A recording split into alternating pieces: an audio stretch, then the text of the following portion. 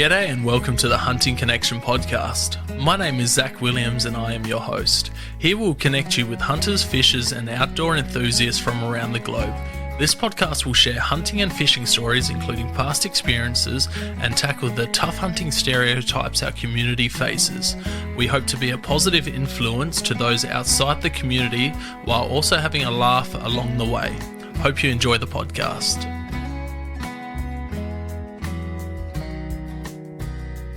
G'day and welcome to another episode of Hunting Connection podcast. On this episode, I am joined by Ben Ross. How are you going? Oh, I'm very well, Zach. I'm very well, thank you. How are you? Yeah, I'm great, mate. I'm great. Like I said, I was up at 2:50 this morning and headed off down to the southeast to a property a mate has access to, looking for a rooster. They're roaring at the moment, or starting to, and yeah, thought I'd get down there and see if we could find anything. But you know what the weather's been like here in South Australia the past day or two. It was pretty windy and I reckon everything was bedded up. Yeah, not much fun to be out in. It was nice between the showers. The sun would come out, but that wind was just really cold. Yeah, just got through your clothing. Yeah, that's it. And it's one of those things, you know, if something's going to go wrong on a hunt, I put the sling over my shoulder and the sling snapped and the rifle fell barrel first straight into the sand. So there's me taking the muzzle brake off and cleaning it all out. Wow. Years ago, I was out shooting foxes and I was walking through a bit of bush to a sheep carcass, and I was holding my 204 by the scope, and the scope came off the dovetails on top of the barrel. I dropped my gun on, so I had to go back and put it on paper. Nah, that sucks when that happens. I've had a mate. He had a rifle on his shoulder and we're walking along and the backpack banging on the scope knocked the scope off and just fell straight on the floor. He was absolutely peaking. And then when I was early getting into hunting using an old air rifle, all the turrets on it were all adjustable and they weren't covered, and quite often I'd knock it, not hear it. And then all of a sudden I'd got to shoot and I'd be, 3 inches to the right. So, got to work through these things. So, you said when you were newish to hunting. How did you get into hunting? So, my father and my older brother took me hunting a lot. That was really the beginning for my hunting. I would have shot my first rabbit when I was like 4. I still remember my first hunt on a deer. I was 8 years old with my brother and I clearly didn't have the rifle on my shoulder right and I smacked myself in the forehead. and I missed the deer too. Oh, spewing. Oh, I mean, it's your first hunt. A lot of people bugger up their first hunt. Yeah, it took me many attempts to get my first deer, but that was with a bow. So, did you break skin when you scoped yourself? I don't think there was any blood. There were a lot of tears, but I don't think I cut myself with it. No. I have drawn a little bit of blood from a 375. Years ago, it smacked me, and I didn't even notice. I just felt the blood running down my nose. Yeah, one of my mates, Lana from New South, she just sent me a snap, and she'd scoped herself. She was out shooting, and I think she had a shot at a deer, and just got too excited, and scoped herself good. She had blood running all down her face, and it's just like, whoa. It's always a good way to start. You gotta, if you've never really used high caliber weapons, they catch a lot of people out. Yeah, that's it. I've been teaching one of my kids to shoot recently, and we moved up from the air rifle to the 22, and then the 22 Magnum. And the poor little bugger scoped himself on the 22 Magnum. It gave him a little scare, but after a little bit of talking him back into it, he was out there again in no time. Of course, it's hard to stop you when you're young. Oh, 100%. So you said that you went on your first deer hunt when you were 8. Where did you progress from there, man? I don't recall where I would have gone from there immediately. Maybe a fox or two, the odd kangaroo. And I remember when I was 10, went up into the Flinders Ranges shooting feral goats. I didn't shoot my first deer till I was about 12. That's when I would have shot my first deer. That's awesome. I love the Flinders. It's so beautiful up there. Incredible. Have you seen photos of the Flinders since we've had all these rains? Apparently it's just green, like luscious green up there at the moment. I haven't seen any since the rain, but my cousin who lives on the farm here, he was up there during the rain and he's sending me snaps of driving down roads with water over the bonnet and all sorts. That's awesome. Yeah, the Flinders is just such a crazy place. I spent a lot of time up there when I was younger. I struggled in school, and I had to do the program, or didn't have to. I chose to do the program Operation Flinders when I was in high school, and that's like a 100k hike through the Flinders Ranges, with all the kids that were being naughty at school. But I was the only kid there, like, yep, sign me up. Like telling all my teachers, I want to go. I want to go on that. Fair enough. I would have joined you probably. Yeah, no, it's awesome up there. So yeah, you've gone shooting a deer at 12. That's incredible. Not many people can say that they shot their first deer at 12. Where has your hunting journey taken you? Where has it? Well, it's taken me all over the world. I've visited, I think, 5 different African countries. I've hunted 3 of them, and the others I was just touristing. But I've also been to South America and North America hunting. That's awesome. Yeah, you only popped up on my Instagram the other day, and what caught my eye straight away is how you hunt now and get around. Do you mind going into that? You've got a pretty cool setup. So I use a hand-cranked, hand-pedalled bike as I'm in a wheelchair, but I still want to hunt and I want to go out there, so I got one of them and strapped the rifle to the roll bar and off I go. That's awesome. What made you choose the hand-pedalled 3-wheeled bike?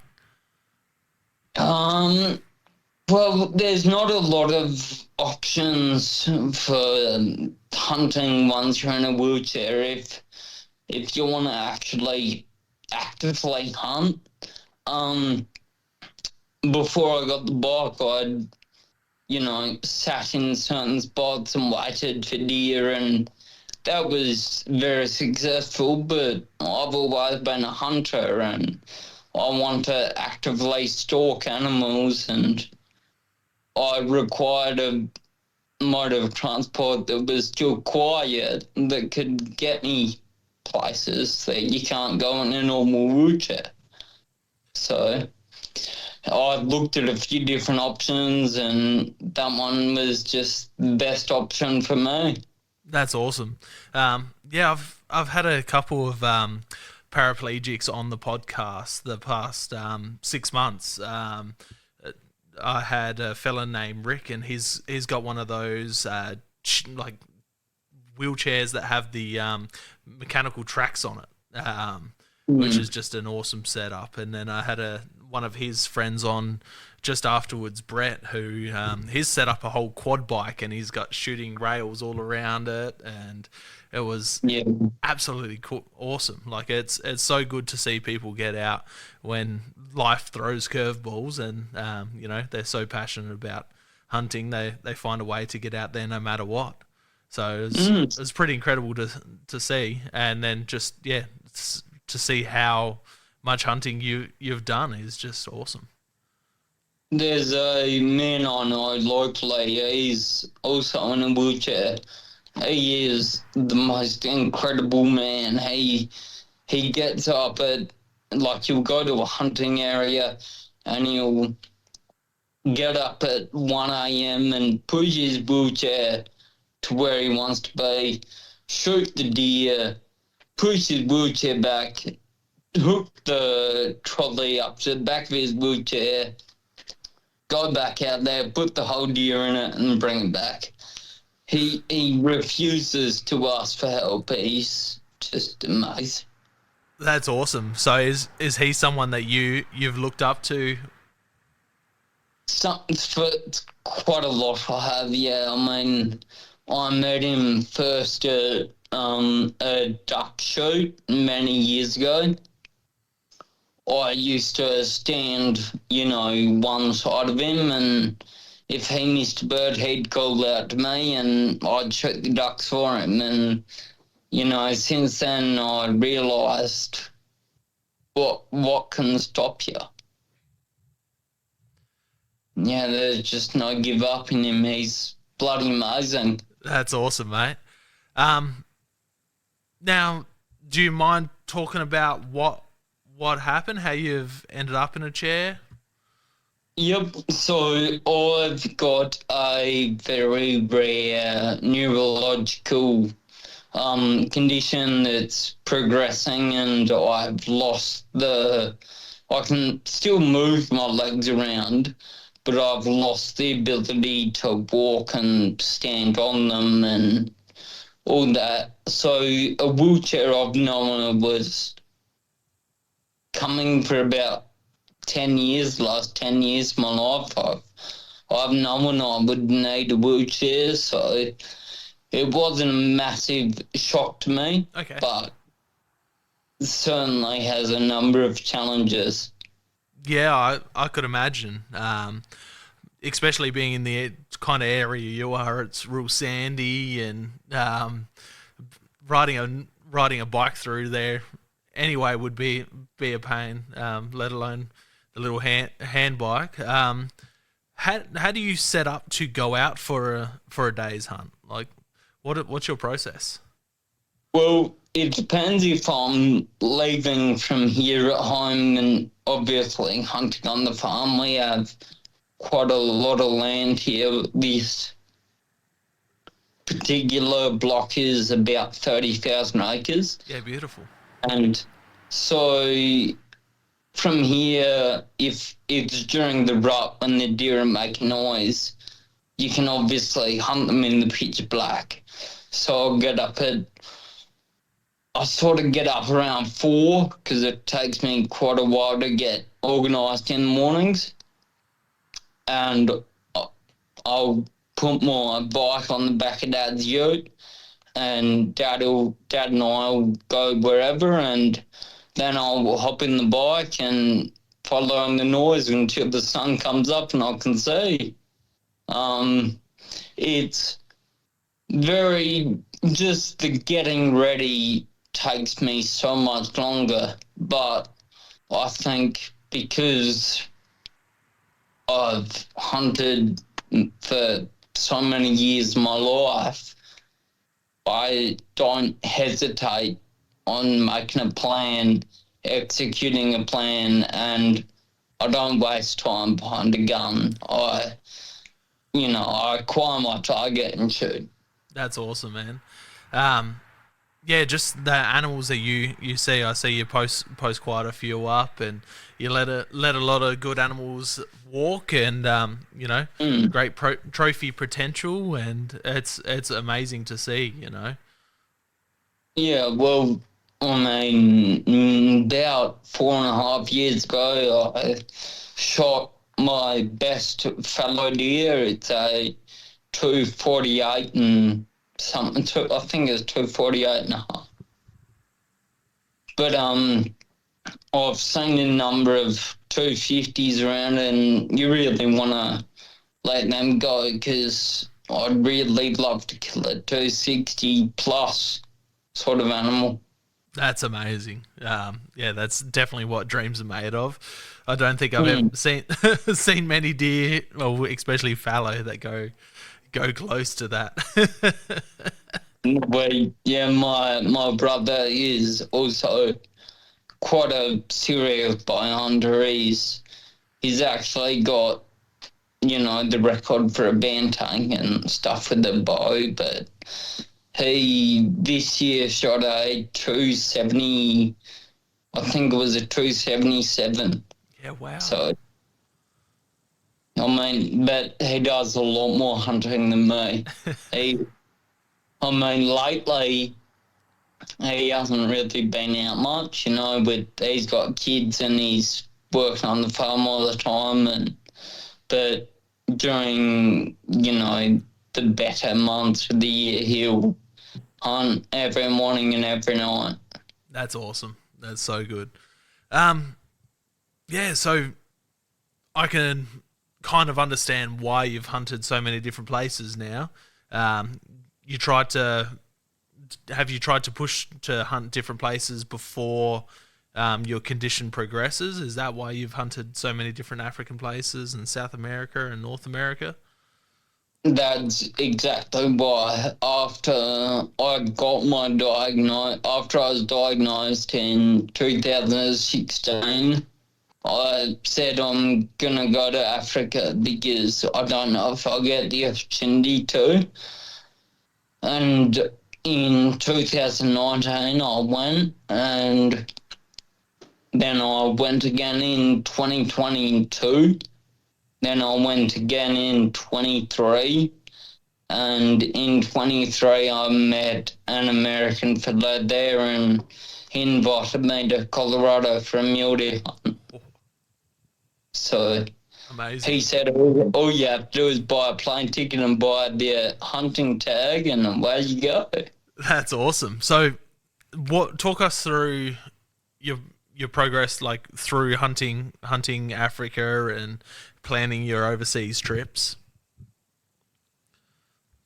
So in the beginning, before I'd ever gone on to say, I did a lot of reaction shooting with the rifle because I knew that a lot of the time you don't have the opportunity to wait for a better shot or to wait, while you're getting organised, you're not looking through the scope properly. So at 50 metres, I was firing 20 rounds a day out of 308 just on clay targets on the sand, just to get my reaction time to bring it up and just shoot. And for the travelling side of things, it was never really an issue because I wasn't in a wheelchair at that point. In airports, all that walking just in the airports would be really hard on my hips. So I'd get a wheelchair in the airport, and that was no problem at all. But, I mean, as far as all that travel, it was all pretty much what, you do. And one thing I can recommend if you're going hunting in Africa is pack light. I mean, I only packed, half a dozen socks and undies, 2 pairs of pants, and, a couple of hunting shirts and a casual shirt, and that was still too much. I mean, they do your watching for you every day. So in Africa, you certainly never have to worry about that. Amazing. What was the first African country you hunted? The first country I hunted was Namibia because it's very, very safe, and not knowing or understanding anything about Africa or the cultures or being able to read the social cues, I didn't want to put myself in a potentially dangerous position without knowing. Yeah. And what species did you chase over there on that first trip?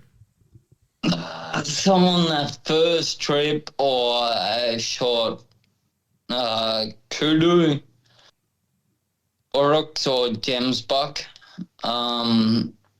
Hartman's zebra, Hartman's mountain zebra, and Birchill zebra, a warthog, a baboon, a blue wildebeest, and a red hartebeest.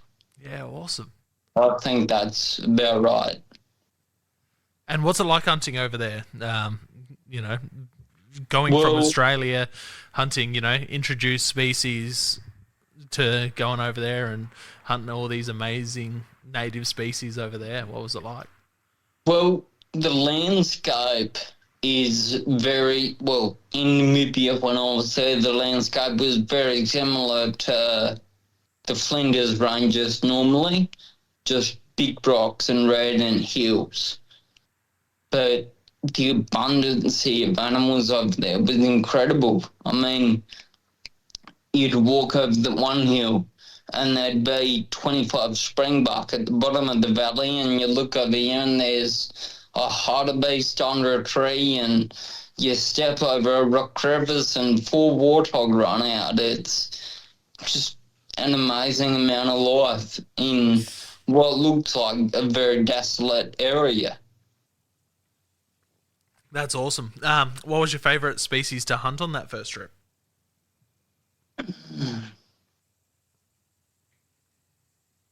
I didn't think anything was really, difficult.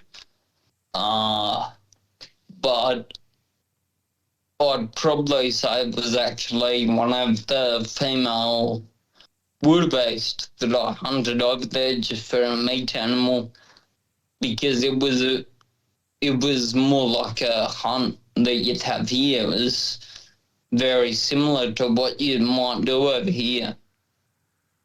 Awesome. And more technical. Yeah, were you like stalking, or were you doing blind hunting? I was doing all stalking hunts. Yeah, you'd either spot the animal from the vehicle, and you might walk over a mountain road, hill range, or you'd know roughly where the animal was. Like springbuck, for instance, they had a home range in this area, so you'd walk over the hill, they're in that valley somewhere. And like the warthog, that was, you'd find the water source and you just wait for the warthog to come in. But besides that, it was all actively stalking. Oh, awesome. What was the first bit of African game you tried eating over there, and how does it rate compared to the Australian game? I do remember it, actually. It was the first thing I ate was some kudu. Awesome. And it'd be very difficult to pick between kudu and beef. Okay. I've eaten a lot of game, so, the game flavour is not very obvious to me. Yeah. But I certainly couldn't pick it. If you told me it was beef, I would have believed you. Yeah, nice. That's crazy. What about zebra? Did you try eating the zebras? I have. They're the only one over there with the yellow fat. Yeah. Everything else had white fat when you're skinning them out. And zebra, it's all yellow. Yeah, wow. I did a zebra because I've So there's, I forget the exact number, I think it might be 8 different species, different types of zebra. There's 3 different species and I think a total of 8 different subspecies. And I've shot a total of 3 different zebra. And I've only eaten one, and it was in a bolognese. And honestly, in a bolognese, you can't tell. Yeah, yeah, It's just meat. yeah. The richness from the tomato kind of just hides everything, doesn't it? It does. It certainly does. That's awesome. Are you planning to try and get all the 8 subspecies of zebra, or? I don't think there's a couple in sort of north central sort of that north central Africa section that I don't think is going to be really doable for me. But I'd like to. But yeah, I don't think it's possible for me. Yeah, that'd be cool. The zebra Grand Slam. It would be very impressive. So, do you have zebra rugs or what? So I've got four different skins. I've got my Hartman's, my Birchill, and my Salou Zebra. And my dad shot a Birchill over there last trip. Amazing. So we got 4 skins. What's the difference between those 3 species? Are they noticeable in their patterns? Well, the Birchill, like the common plain zebra, which is the one you see on all your movies and stuff, and the Salou zebra, even though they're very different in very different areas, the Salou zebra's scientific name is Birchill. Okay. And they've got a very similar pattern from where it begins in their rump there. They've got a very similar pattern. But the Salou zebra has a true black and white pattern to it. And the Birchill zebra has those shadow stripes in between. So I don't know what they're for. I think they might be an added form of camouflage. But in my opinion, the Salou zebra is far prettier just because it's pure black and white. Yeah, nice. Yeah, I'm looking at a chart of the different subspecies now. And it's got the Salous, the Birchills, and the Hartman's mountain zebra. Yeah, the Hartman has a sort of a brown and white face instead of the black and white face. Yeah. No, that's awesome. And they're a much smaller bodied animal. And the pattern on them, on their rump, their pattern is sort of a Christmas tree shape. Yeah, yeah. No, that's cool. I didn't realize there was so many different subspecies of zebra. Looking at the different types, there's a Gervie zebra that looks. And they're quite a big animal. Those ones. Yeah. Are they? Yeah, they've got an amazing pattern on them. Yeah, very fine, sort of black and white stripes. They're quite pretty, those ones. Yeah, they look like they're black with white stripes rather than white with black stripes. That's an age-old question, that one. Yeah, it is. So going from there, what are the other 2 African countries you've hunted? So I've hunted South Africa, and I've also hunted Mozambique. Yeah, beautiful. And what's been your favourite of those African countries to hunt? Well, my favourite country to hunt was definitely Mozambique. Okay. And in the jungle and such a large variety of animals, and life was everywhere out there. Everywhere you looked, there was another animal. Awesome. What species were you chasing over there? So my number one target in Mozambique was definitely the Nyala. Yeah, gorgeous. In that particular area, they're all wild animals, and some of the biggest, or the biggest wild Nyala in Africa are shot in that area. So I was very excited to get the opportunity to be there.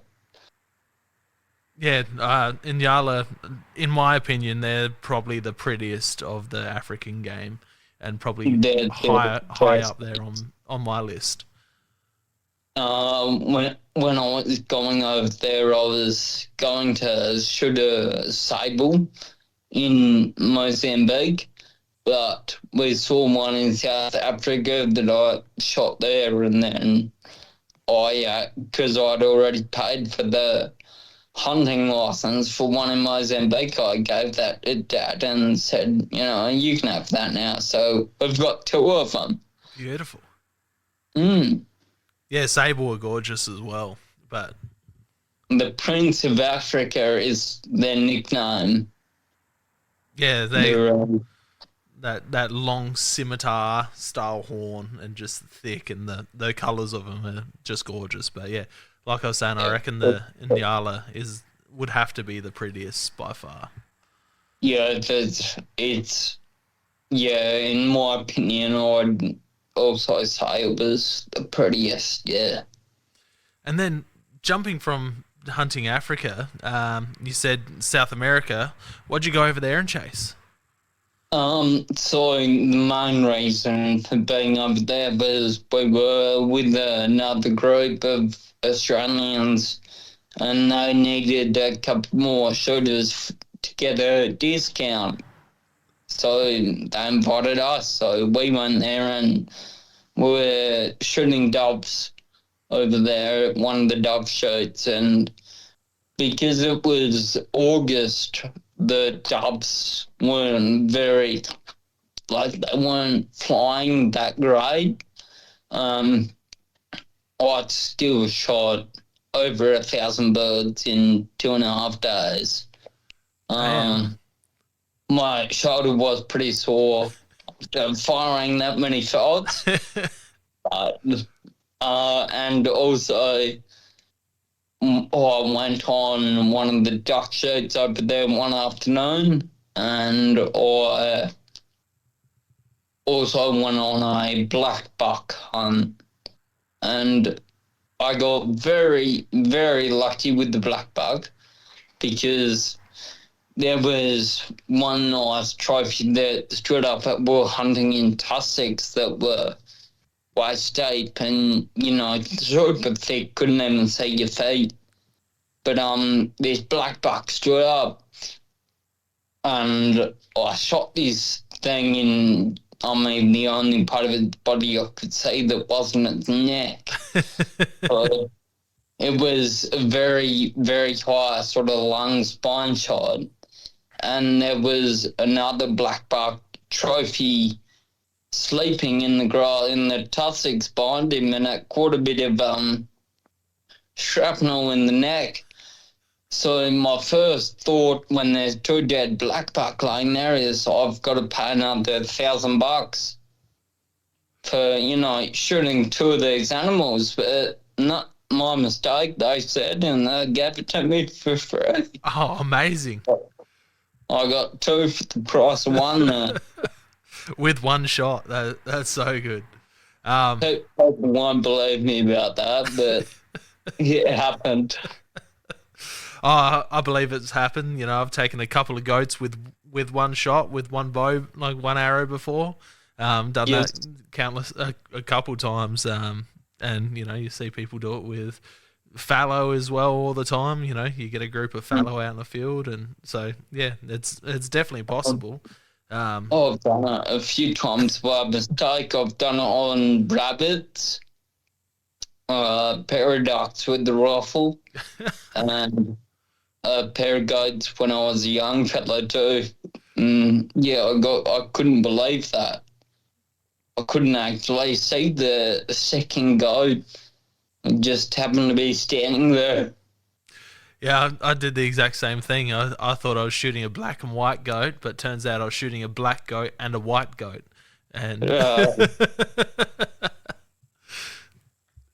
got to happen. You got to have these stories for at the campfire. that's it. That's it. And no one believe you unless they're standing right there behind you to see it. Yeah. Unless it's on film, everybody thinks it didn't happen. That's it. The black buck, they're gorgeous. I went to Texas a few years back, and the mate I went with, that was his goal animal to go take in a high fence ranch over there, and yeah, they're just cool. They're just such a pretty animal, and it's They're a very beautiful animal. Yeah, the colors between the males and the females is just incredible as well. Just how much darker they are. Well, it's a bit like the Nyala. Like the male Nyala will be super dark grey and with the black sort of beard and mane and stuff, and hair on his leg. And the female will be orange. It's it's a real change, yeah. Almost like a tiger, aren't they? Oh, it's crazy. They're quite a pretty, and they're a lot smaller, dramatically smaller. Yeah, if you've seen one of them cruising through the Aussie bush, you'd think it's a Tasmanian tiger. Oh, you get a few conspiracies going. Yeah, get that on video. So, yeah, black buck, they're introduced into South America. They're not native. They're Indian antelope, yep. Or are they Indian or African antelope? I think they're actually a Pakistani antelope. Okay. I think. Yeah, they're all introduced, but where we were hunting, it wasn't a high fence, but it was an island, so kind of the same. I mean, the animal didn't really have a chance to get away. I reckon they'd swim pretty well. Most of those Indian species can swim really well. I don't think it could swim that well. I reckon the 300 would probably catch up to it. That's for sure. What other species did you see over there? Because Argentina has some incredible species. I didn't see anything wild besides, all the birds and stuff. But on the island, there were fallow deer, a lot of fallow deer, a lot of markhor, and I forget the name of them, but they were like a bit like a rat about the size of a wombat. Nutria? I don't think that was the name. Nutria or capybara? No, that definitely wasn't a capybara. I don't recall the name, but I saw these things feeding, and I was like, why have you got wombats? I was very confused. Oh, well. Yeah, because they have amazing red stags over there as well, and water buffalo that are completely different to the Asiatic water buffalo we have here. Yeah. I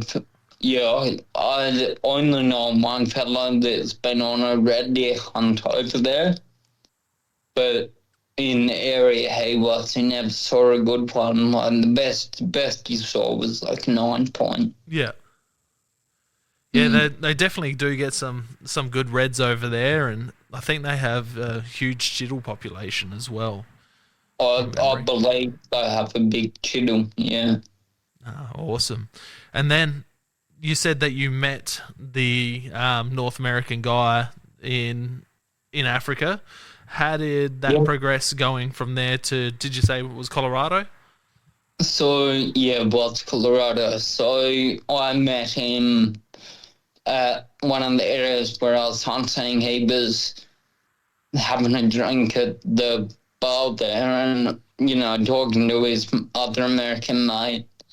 And, I'd got back from a hunt and I just put up a stool and sat down next to him and started chatting. And as quite a young man, that's not super common. And I think he respected the fact I did that.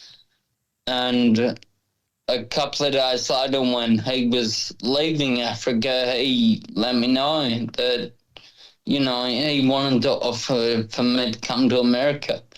So about not quite a year later, during the Trump presidency winning, whatever it was called, I went over there then. I spent a few days in Texas with some people I'd also met in Africa. A week in Georgia because we've got some family friends. And then I went to Colorado and spent a week with him up there hunting. And how'd you go up there? Well, I did very well. I usually don't like shooting an animal on the first day, but we found a very big, very, very pretty mule deer on the first evening. So I blew the rust out the barrel of his 270 and laid that mule deer down. Beautiful. How many points was that mule deer? So I think they called it a standard 4x4 with eye guard. Yep. It was very, very tall. He was pretty wide. His front forks were relatively weak, but he had everything else going for him. That's awesome. What was it like going up on like, you grew up to the Australian deer species. What was it like going up to this complete new different deer species? Well, I think it was more because America has such strict hunting regulations. You'll be driving in town and there'll be, a very nice 3x4, mule deer walking down the main street of town and there's cars honking and driving around and he just doesn't care.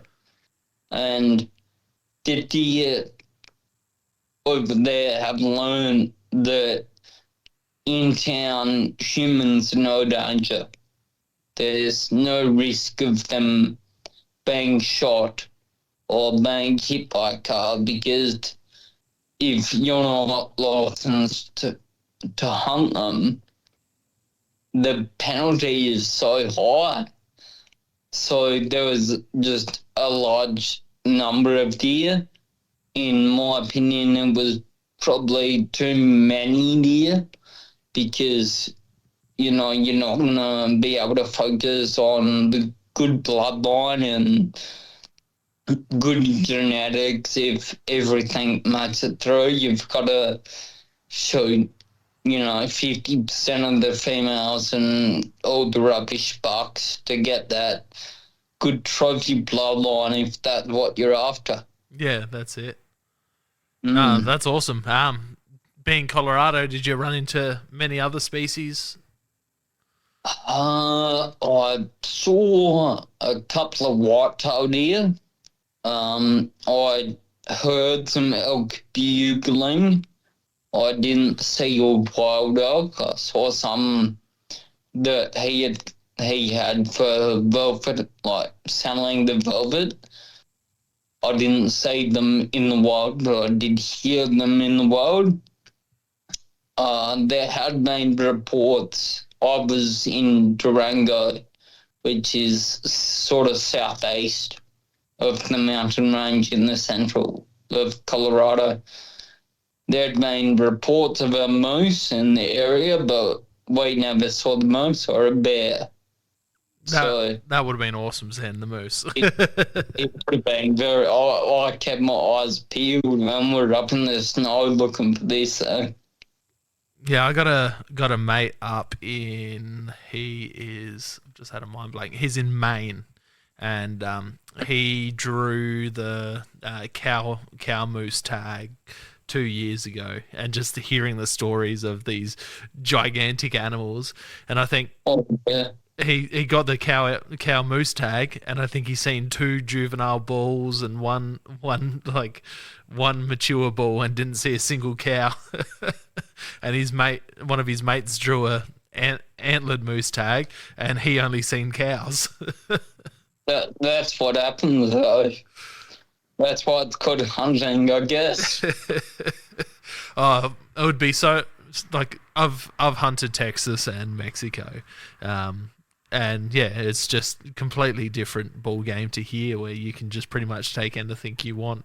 Here, it's just you need meat, you take a doe. You want a trophy, you take a trophy.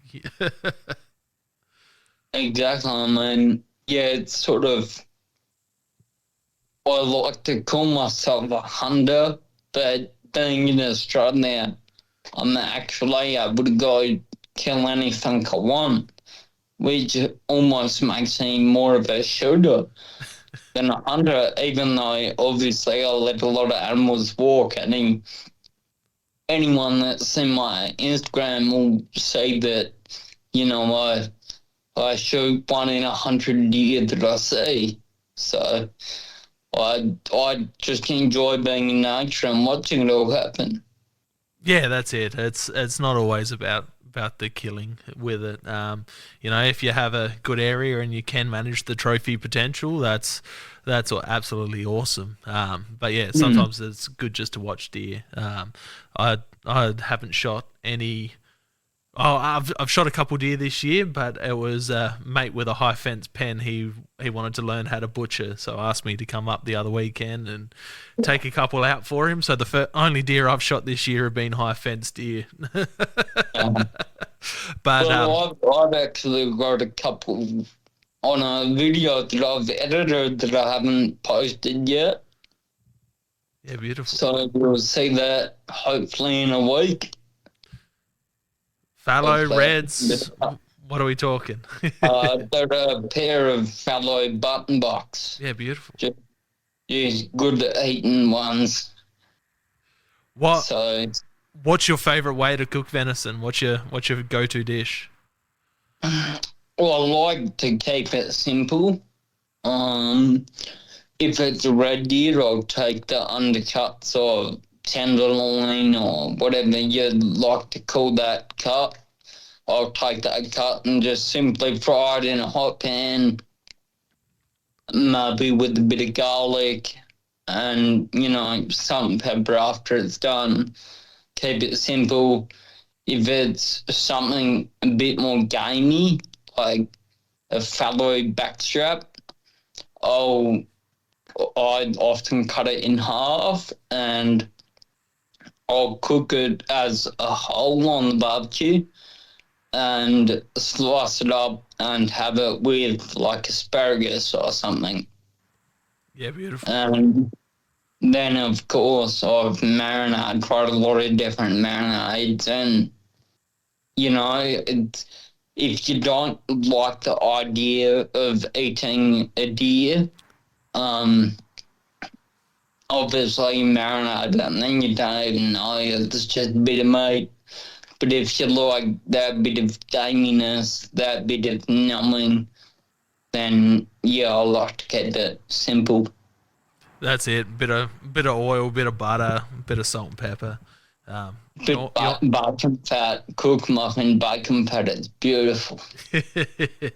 Yeah, it would be. I use a lot of lard as well, so that works really well with it too. And then just nice big thick bit of butter on top, melted in the cast iron pan in the oven, and a bit of salt, pepper, thyme, and yeah, you sounds pretty good. Can't go wrong. No. So, what if if money not being an issue anywhere in the world, what would be the top 5 dream animals that is still on your list? Well, definitely my top probably 3 are all in Africa. It would be, the bongo. They're a beautiful animal. I'd love to hunt a lesser kudu. I think they look amazing. And my number 1 animal would actually be the addax, which obviously I'm never going to get the opportunity to hunt addaxes. There's only like 20 left in the wild, and I'm not going to push an animal to extinction. Yeah. But in the ideal world, if I could, that would definitely be something I'd go after. Other than that, I guess I'd really like to hunt a moose in the Kamchatka Peninsula in Russia. Yep. But I don't do that well with the cold, and it's minus 20 on a good day over there.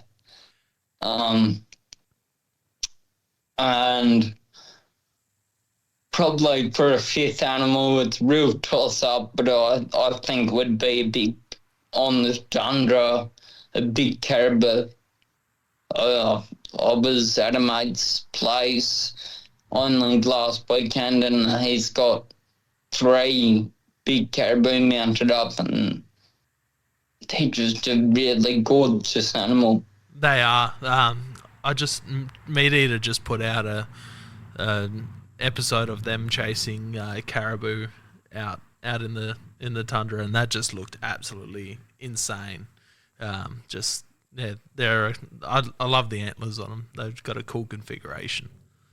Oh, and there's so many variables.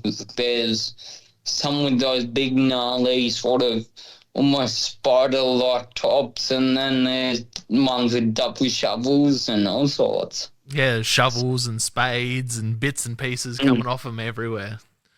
Yeah, so it's sort of you find them and you pick what you like almost.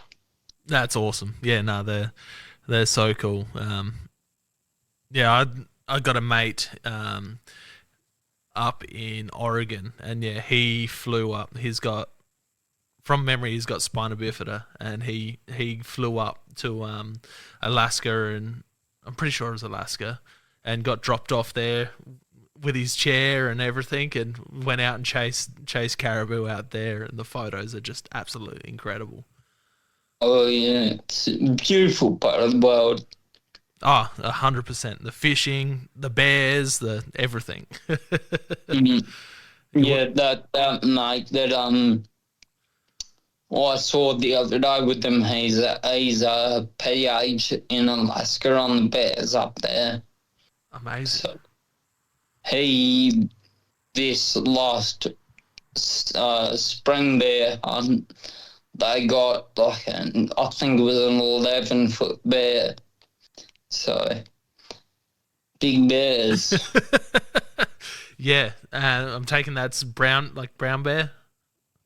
Yeah. Nah, crazy. Yeah, there's a cool clip of Cameron Haynes shooting a big grizz with a bow, and that's just absolutely crazy. Like, it would be peak hunting. and I've got an incredible amount of power too. Like, everybody thinks they're a big lazy animal, but they're super dangerous. And fast. Oh yeah, very quick. That's so cool. Do you have any big hunts on the cards in the future anytime soon? Nothing that I've planned. I mean, I've got to sort of save my money for this taxidermy I'm getting. I think it's 18 animals I'm getting taxidermed, and a few full body mounts, and I worked it out. I think it's give or take going to be 38 grand. Jesus. So I've got to put all my hunting overseas to the side for a little while. Man, I thought I was scared with $1,700.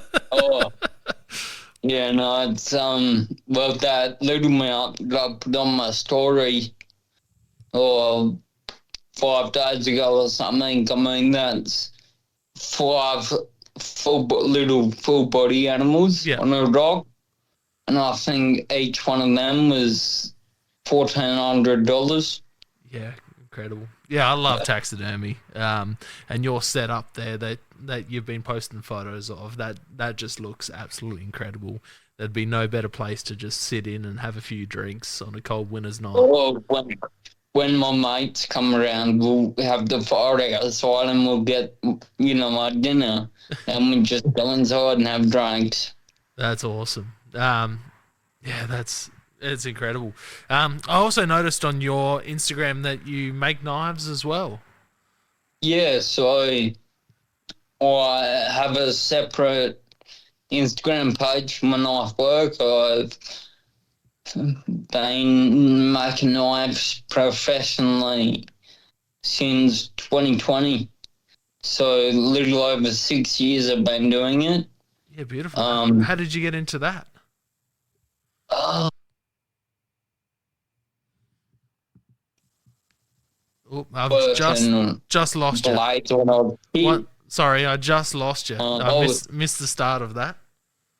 always been interested as blades and metalwork when I was a kid, and mum and dad, they'd buy me a knife when I was, that 3 and 4 years old, and I gave it a go one day, just beating metal before I knew the differences between high carbon and mild steel.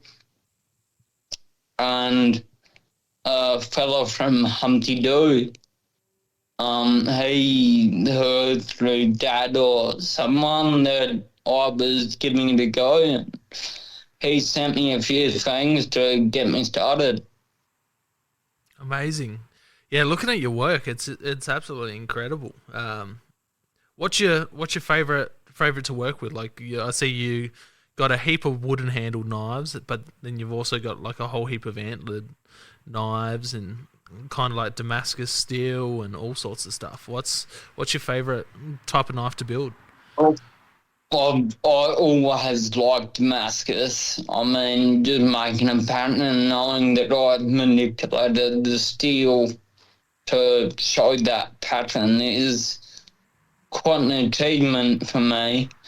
And I personally prefer a timber handle because you can contour it to the inside of the user's hand.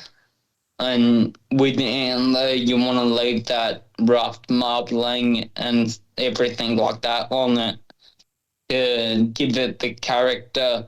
And, I mean, it does give you a good grip, but, yeah, I personally prefer timber. What about woods? What's your favorite type of wood to work with for handles? Well, I try to work only Australian timbers, so they're all very hard woods, unlike a lot of softer woods from overseas. But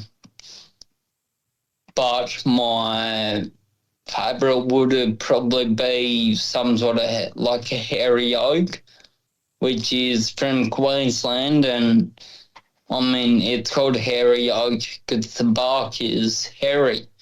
It looks like hair, but it's quite a pretty timber, that one. So is that a light timber or a dark timber? It's quite a dark timber with sort of black spots every 10 mil. There'll be another little spot. It's quite nice. Yeah, amazing. And what about like blade style? What's your favorite to work with? Because it looks like you've got heaps of different styles that you make. Well, everything I make is, they're all custom ordered. They're what the client wants. Yeah. But personally, I like sort of 4.5 inch drop point. It's a very useful knife. It's a versatile knife. I think a shorter knife is better than a longer knife because you can get your finger at the tip of it and really control the blade. But obviously, whatever people want, that's what I make. That's awesome. How do people contact you if they want a knife, and what's the process of ordering one and working out what the A customer lot of wants? people will contact me through Instagram. Pretty equal with word of mouth, their mates got one or whatever.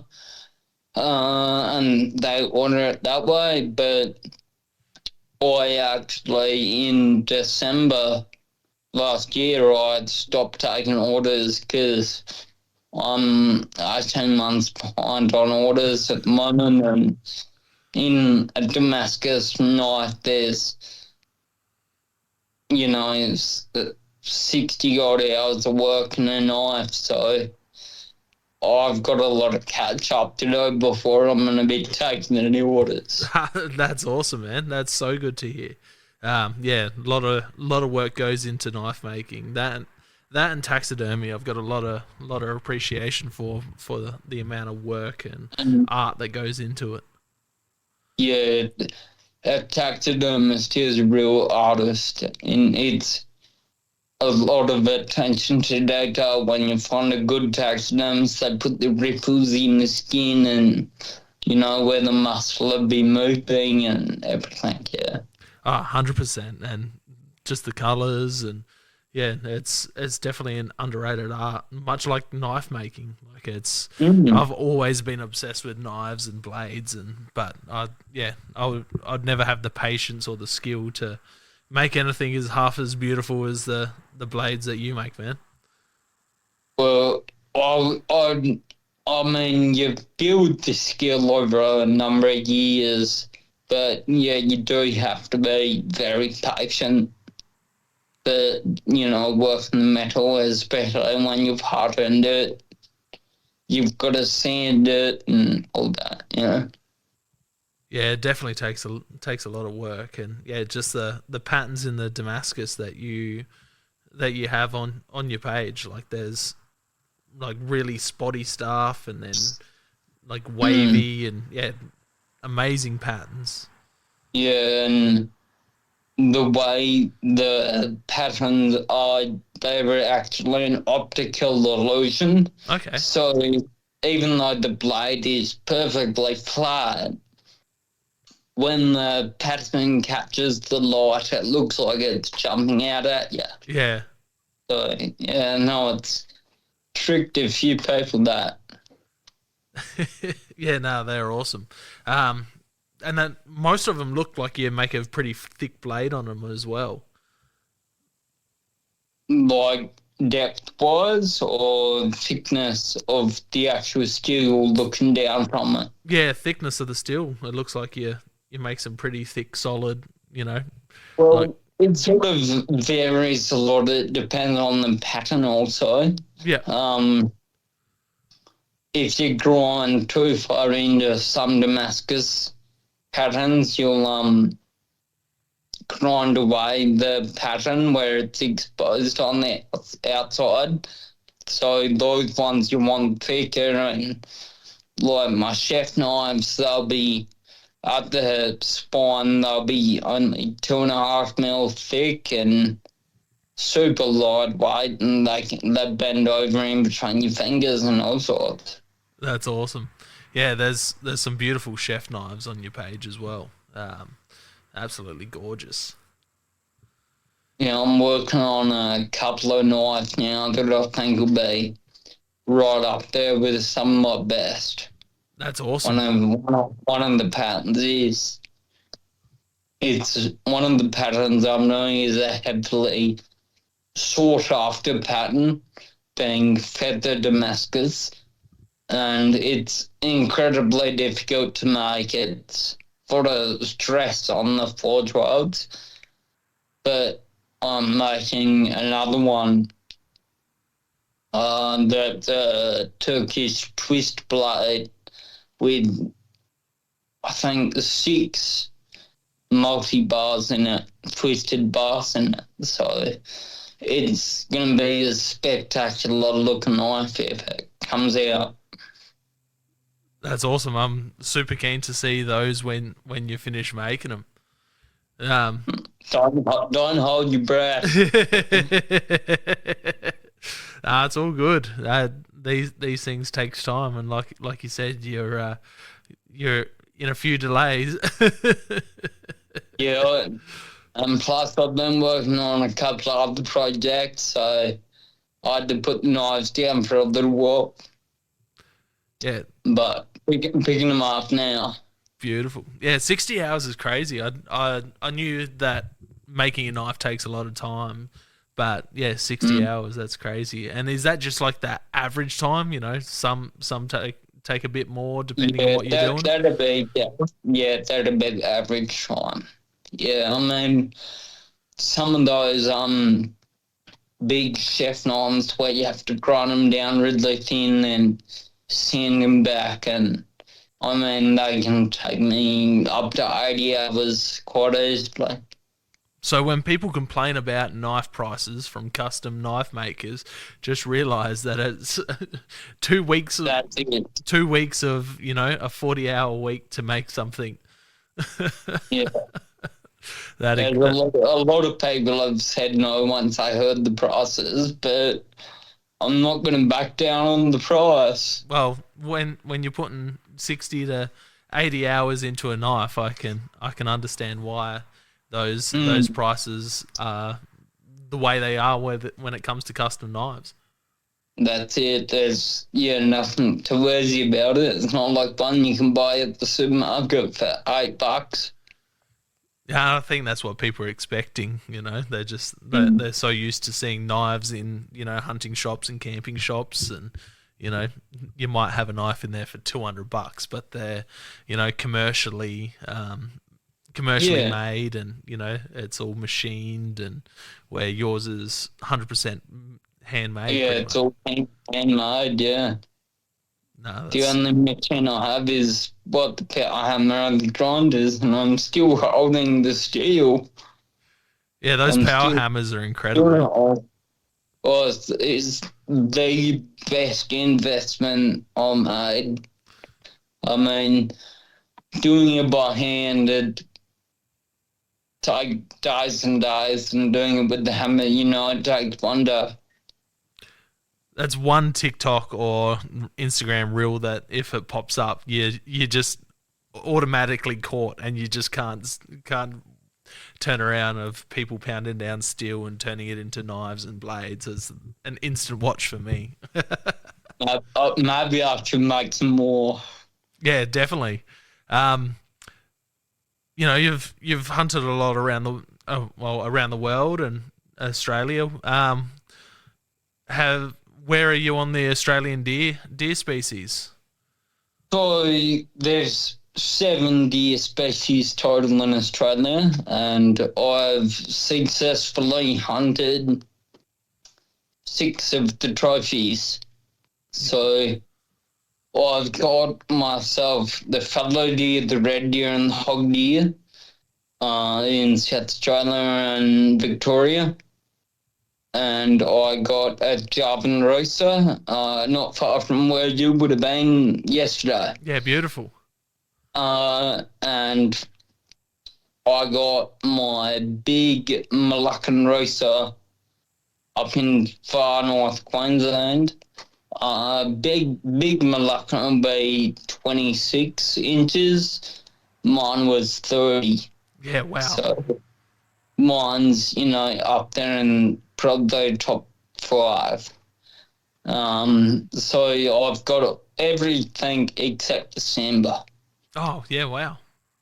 So I've hunted plenty of sambar, and I've had plenty of 22 down to baby models in front of me, but I'm not about to go shoot every deer in front of me, so I'll let them walk off just another day. That's awesome. And are you chasing sambar in the high country when you're heading out? So I've got to go to the high country in 10 days, I reckon, and I'm going to talk to some people there and try and get some property access under the fringe country. Yeah. So hopefully I can get that and have a big old dirty 25 plus inch sandbar walkout in front of me. That's the dream. I do a trip over every year, and I haven't had a big one walk out yet. I haven't even seen a big one yet. But yeah, no, I come back with meat every time. On that last morning, I'll always take a meat model, and they're just a big animal. Oh, yeah, easily a couple of hundred of, thing. That's it. Your hog deer. Where did you take that? What's the story with your hog deer? So that was over near Seagull, over on the far east coast of Victoria. I was in a raised blind, and I was sitting up there, and I reckon there were quite a few hog deer, stags and hinds walk out, about maybe 20 of them, and I was looking over sort of these 13, 14-inch models, and then the one I shot walked out, and, we just dwarfed him, and I didn't even estimate how long he was or anything, or, I could see he was long, and he wasn't super wide. His inners aren't super great, but, he's long and he's got good brows and everything. So I shot him and put the tape on him after, and he turns out he's 18. Jesus, wow. But yeah, very, very big hog deer. That's an incredible hog deer. I took do you get the Australian Deer magazine? Yep. Well, when you get the next one with the hog deer in the back of the book, top 50, you'll see B. Ross in there somewhere. Yeah, beautiful. I'm probably down in the 40s now, but back when I shot it in 21, I think it was 37 or something. That's incredible. I've only taken one hog deer, and that was out on Snake Island. But yeah, just such a cool little deer. But those island deer are so much smaller body wise than those mainland deer. Mine was where gutted him and weighed him with guts out, and it was 38 kilo without gut. Mine was 28 kilos without the guts. Yeah, that's 10 kilos is a big difference. Yeah, it's crazy. How do you see, because you've done a lot of hunting, you've travelled around, from what I can tell from our conversation tonight, you live and breathe hunting. How do you see the public views on hunting and hunters when you're chatting to people out in the public and you tell them that, what you do is hunting? Unfortunately, a lot of people just see it as killing an animal, which obviously is unfortunate. Around here, it's not only controlling them because they are an introduced species, and we are farmers trying to make money off the livestock on the farm. And by feeding deer is an issue here. And also it's meat for us and all the working dogs here. But I think around the world it gets a very bad rap because very hard to believe, but hunters are the most powerful conservationists on the planet. hunting gives the animal, say in Africa, value. So the local people don't poach the animals. If they weren't given value by the hunters, the animals would just be killed and they'd go to extinction. But, I mean, a great example is the elephant. What's going on with the elephant right now? I think they did work it out a couple of years ago. I think there's 250,000 elephants too many. They're in places like Kruger National Park, and the elephants are in such large numbers. They're eating everything, and then they've got to knock down the fences to go get more food, otherwise they'll die of starvation. And a simple fix for that would be send in a helicopter and shoot the entire family of elephant, which a lot of people are going to go, well, you can't do that. Well, okay, well, put this in example. One elephant eats 15 hay bales a day. Now you pay for the hay for it to get fed. Well, that's not just sustainable. You can't do that. So, the only option is to kill the elephant, unfortunately. So I think until people understand that it's a necessary evil, hunters are always going to get a bad rap in the public eye, unfortunately. Yeah, it's definitely true, and that's a great way of putting it, especially with the 15 hay bales a day, and if you've got 250,000 elephants, more than I'm not the that land good can. at that, but it's a big number. Yeah, I couldn't work that one out, but yeah, it's no one's paying for that. That's for sure. And it just shows you that if you have legalized hunting and people can go in there and pay big money to take out some amazing trophies, and not just take out those trophies, but they need to be able to export them to the countries, because otherwise they're not necessarily going to go over there and hunt those animals, and that's where the money comes from. That's where the meat goes to the villages, and it's an amazing system they have over there in those African countries. Like in Mozambique, because we were so far from a town out there, all the meat that we'd shot was given to the local villages.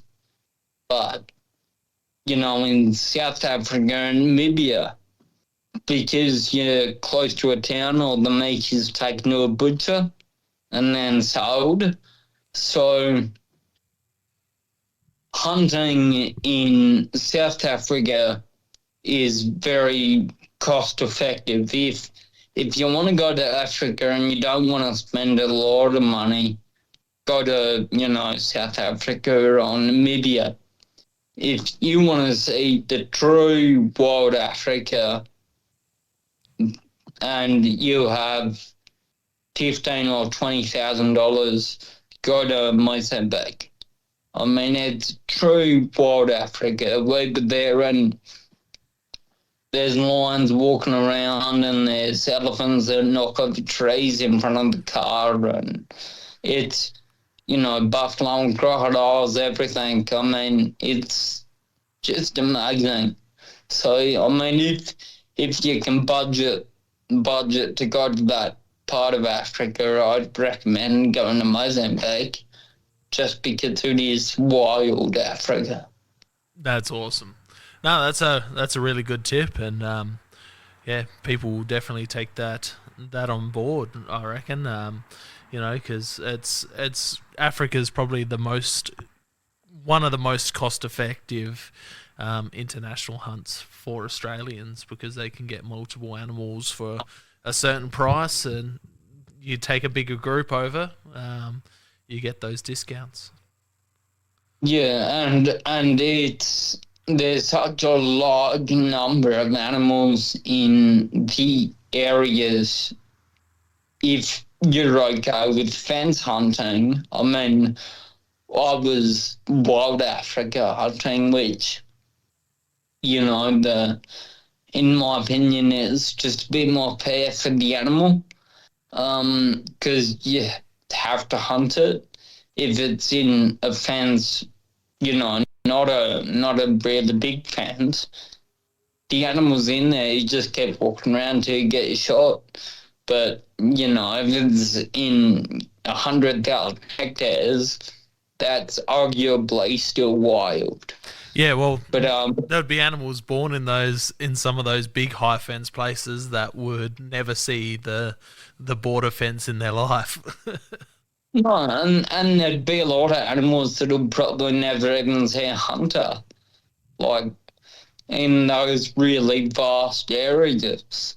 But if you've got that money, and when you go to Africa, as long as you can shoot, you're guaranteed to get 10 animals in 7 days, as long as you've got that good reflex behind the gun where you're going to be quick to shoot and get that shot off when you want, and also have the ability to stretch shot. I mean, you might be shooting at 400 meters. I mean, if you want, there's areas where you can shoot 1,000 meters, but I mean, you don't have to shoot that far. But there will be several opportunities where you'll be shooting 400, 500, 600 meters quite often.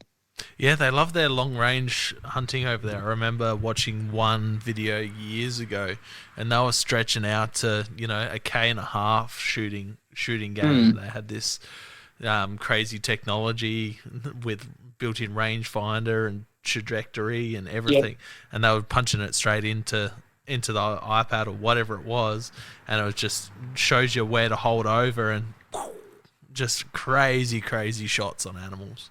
Yeah. I've spent quite a lot of time in Africa, and besides the wet season, when the storms are coming through, if you're there in, the winter time or sort of that spring or even autumn, you're almost guaranteed to get morning and afternoons where there's just no wind. I mean, there's on a couple of afternoons I can think of where I was in the wind, but yeah, most of the time it's just pretty calm. That's awesome. Yeah, it sounds like it's actually been, and I know why I haven't done it because I don't have the money to do it yet, but it's been on my list since I was about 3 or 4 years old. I used to promise my pop as a 3-4-year-old that I'd take him to Africa hunting one day when I could afford it. And I think most of us had that sort of thought. As a young kid, we saw a video of this or that or whatever it was, and we said we're going there one day. Yeah, which is such a strange mentality for kids, from anyone outside the hunting world. Is we see a pretty animal and we're like, oh, that's on my list now. I want to try and hunt that one day. Yeah, that's a really good. Oh, internet's dropped out again. Do I have you there? And we're back. The internet just dropped out. The joys of the podcasting in the shed without this Wi-Fi amplifier that I haven't got yet. That I'm working on. Get in the box. Yeah, it'll get there one day. But yeah, like I was saying, it's just like one of those things where you grow up as a hunter and you see a pretty animal and it's like, oh, that's on my list now. That's a new species. Yeah. Yeah, I'm going to go for that one. Yeah, it's such a strange concept for people outside the hunting world, but geez, hunting takes us to some incredible places where most people would never go in their lives, and the things that hunters learn Yeah. about animals, the general population don't understand animals like hunters do. Yeah, once you've done a bit of hunting, you understand how the animals move and where they move, and if the wind was here, they're gonna be here rather than over there, and you learn a lot just by getting out there. That's it. We're chatting about how people see the views on hunting and hunters. What would you do to change the view on hunting and hunters? Well, I think it'd be very difficult to change it in Australia without, showing that if hunters don't do the hunting, the animals just die from overpopulation. But I do think there's too much killing of animals of just shooters going out spotlighting or, chasing animals with dogs. I understand the adrenaline in it, but I think they're giving a bad name to a lot of.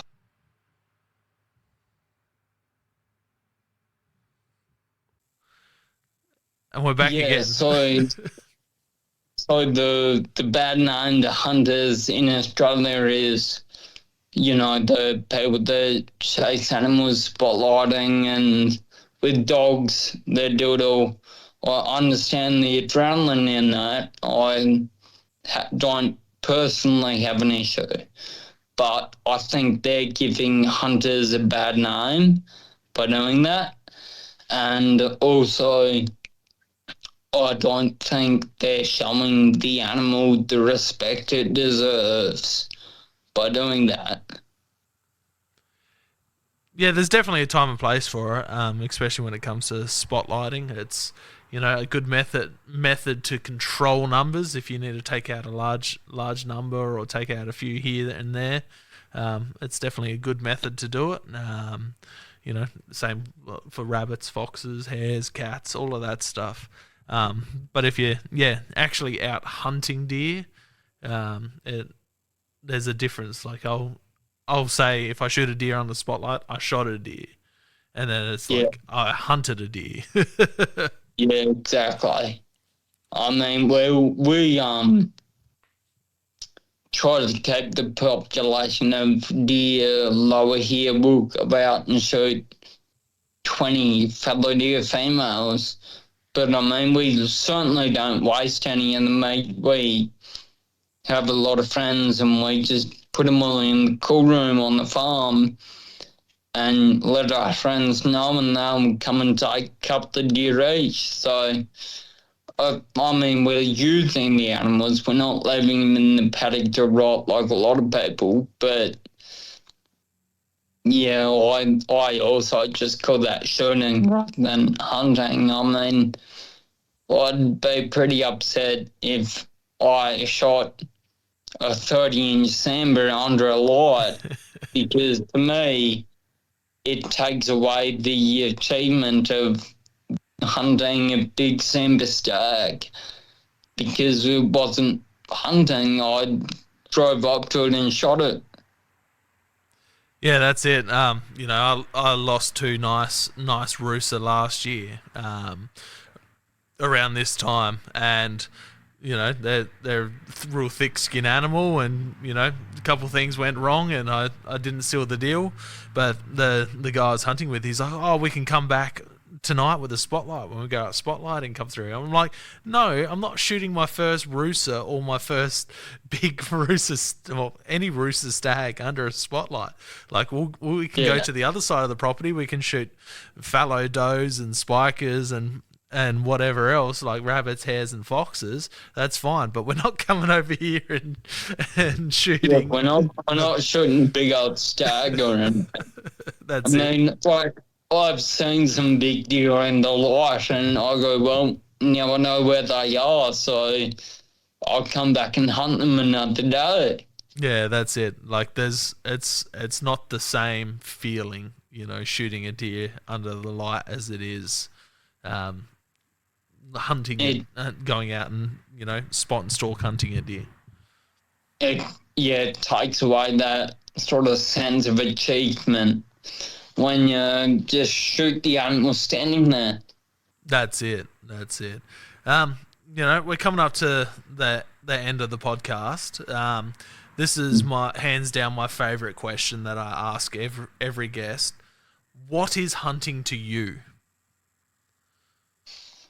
Well, I mean, there's a lot of things, aren't there? I mean, but I think really the real basic sort of thing about it for me is just being in nature, getting out there, experiencing it, hearing things, seeing things that no one has ever seen, just all the sights and sounds and smells of deer and nature and everything happening out there. And I think I also enjoy having the achievement of taking a shot, ethically taking an animal and being able to consume the animal. I find quite a lot of pride in doing that. No, that's an awesome answer, man. It's I can relate to everything that you just said. Mm. Do you There's a question that's just popped up into my head. Do you find you've had a I don't know the words to put it, but a difficult medical journey? Do you find that hunting has helped you through that? It's giving you something to focus on? I think it has helped a lot with my mental health, and also it's helped with my physical health. Being hunting in a bike that I've powered with my shoulders, I've forced myself to build quite a lot of upper body strength that is very useful in other day-to-day activities like transferring from the car to my wheelchair or from the chair into the shower sort of thing. Just being able to grab something and pick myself up with one arm is very helpful. Yeah. But I would agree that hunting is very important for my mental health. Being able to get out in nature and experience all that. No, that's awesome to hear, man. It's so great to see you getting out there and not letting anything stop you and traveling all over the place. And it's been an awesome chat tonight, mate. So I really appreciate you coming on. If people have enjoyed what they've heard tonight, where can they find you on social media? So I'm only active on Instagram. So there's the one with all my camping, hunting videos. That's another White Hilux.